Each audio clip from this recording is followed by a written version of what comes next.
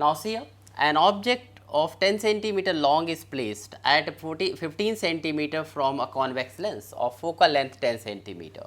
So h is equal to 10 centimeter, f is equal to, that is also 10 centimeter, this is convex lens, so we write only plus, and u is equal to minus 15 centimeter. So we have to find out the position of the image.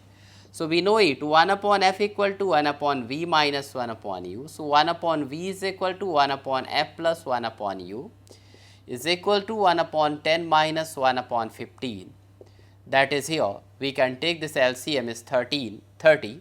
So here 3 minus 2. So 1 upon v is equal to 1 upon 30. So v is equal to 30 centimeter. Now we have to get size of the image also. So when you have got here the v is equal to 30 centimeters, so we can use this v for getting the size of the image. So we know it, m is equal to h dash upon h is equal to v upon u. So this we can use, h dash upon 10 is equal to 30 upon minus 15, and here h dash is equal to 30 into 10 divided by minus 15, that is 2. So h dash is equal to minus 20 centimeter.